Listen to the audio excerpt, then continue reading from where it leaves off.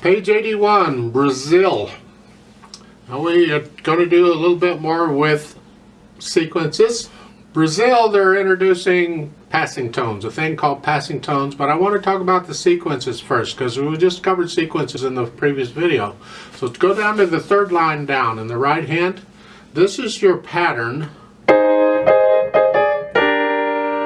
Now we're going to just play that pattern. They're going down the keyboard, that's fine. That's a sequence. And then you come here and here. Slight variations, but still it's the sequence and it's moving around. See, a sequence doesn't only have to go up or down. It can move around, it can jump around, it's okay. A lot of times they will go up or down. It's an ascending or descending sequence, but it doesn't have to, it can jump. And this is jumping, it's a jumping puppy, it is. Now let's get up to those passing tones. A passing tone is a note in between two other notes in the middle somewhere. And it's just passing along, just passing by. Well, it could be more than one note too.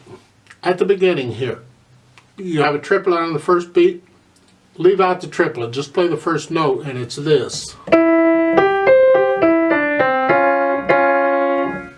But if I put in those other little notes to connect the E and the G, they're passing tones. Connecting them. Usually it's one note in between.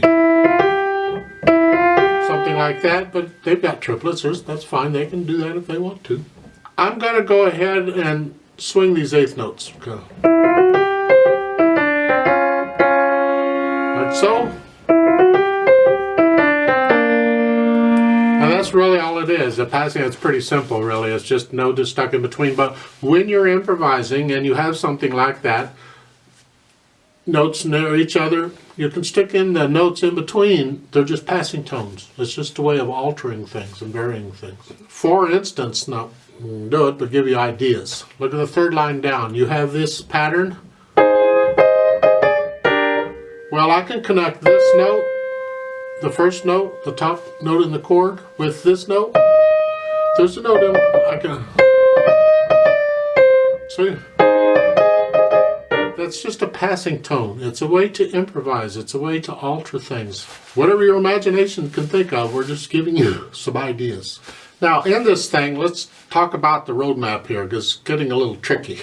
You see there's a repeat sign at the end of the second line. You know about repeat signs, it's not a problem.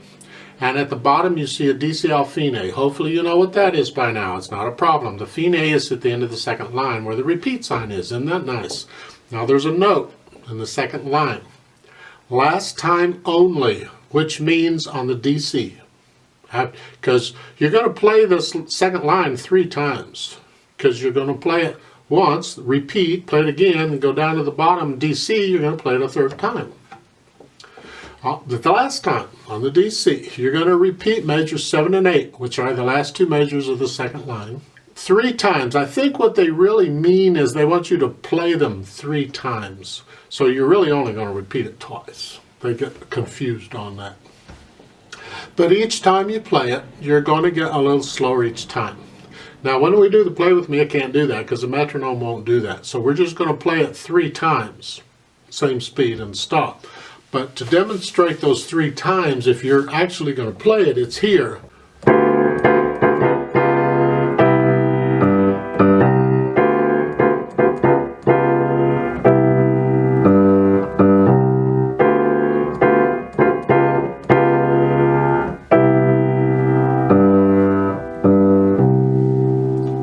Slow down.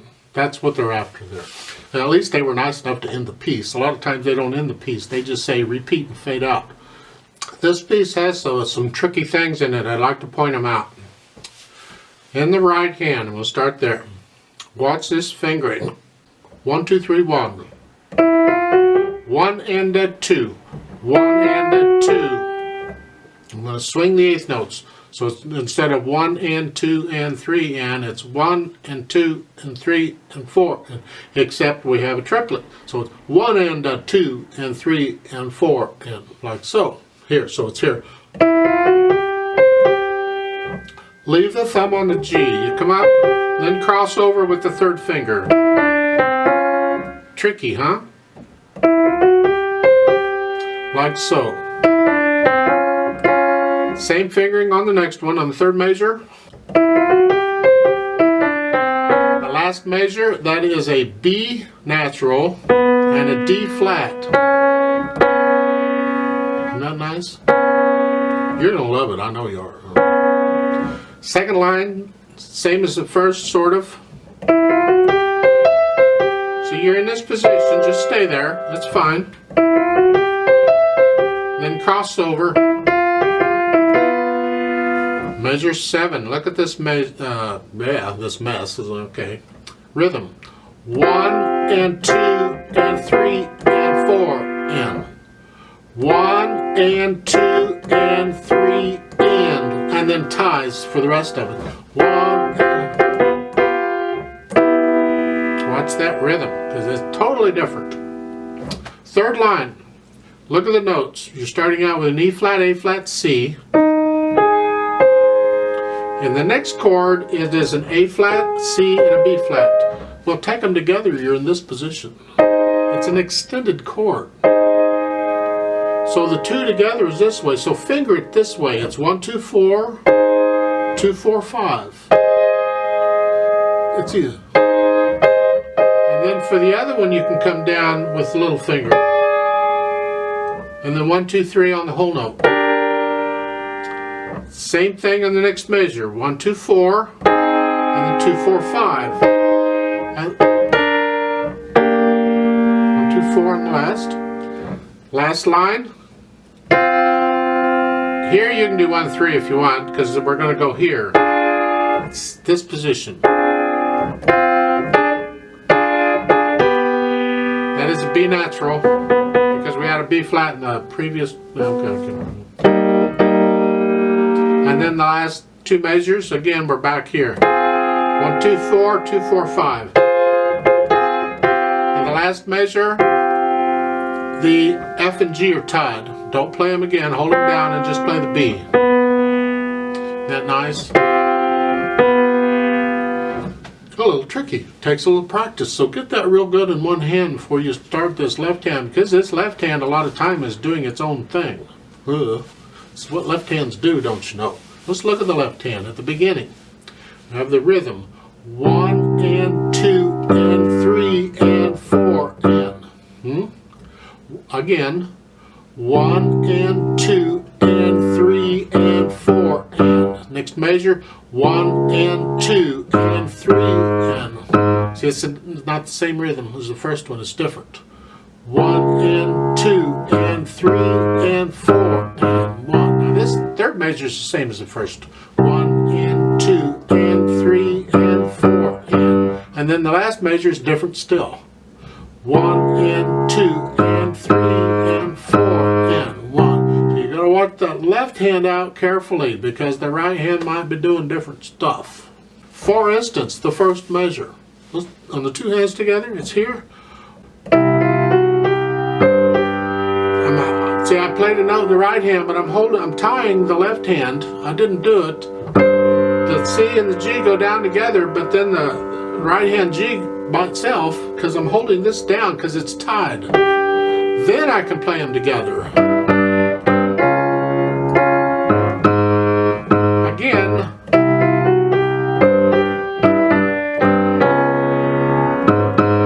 So you gotta watch the rhythm. It's not what you might think it is. Go back to measure 7 on both hands. 1 and 2 and 3. Fortunately, both hands are the same rhythm here, so okay. See, that's both hands get the same rhythm. So measure 8, left hand. 1 and 2 and 3 and 4. So real slowly. 1 and 2 and 3 and. Then you can swing it if you want, once you get it. 1 and 2 and 3. 1 and 2 and 3 and 4 and type thing. Let's go on. Third line down. Left hand, we're here. 1 and 2 and 3 and 4 and 1 and 2. It's not the same rhythm as the right hand. There on that measure. 1 and 2 and 3 and. So I got 2 eighth notes in the left hand, a quarter note in the right hand. That's different. 1 and 2 and 3 and... Second measure there in the third line. 1 and 2 and 3 and 4 and... Going on.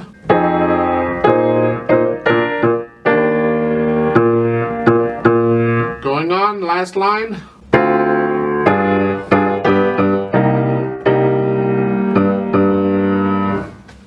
Second measure, last line, left hand. 1 and 2 and 3 and 4 and like so. Then the next measure. 1 and 2 and 3. So the rhythm's a little tricky. You gotta work on this one. This is not going to be that simple. However, let's try this out slowly together. Do it one hand at a time for a while until you're really comfortable with it. And keep it slow. It says slowly, but we're going to go slower than slowly. We're going to go, holy smoke, it's really slowly type thing. So put your hands where they go. Let's attempt this. We're here and here. 1, 2, 3, and go. And...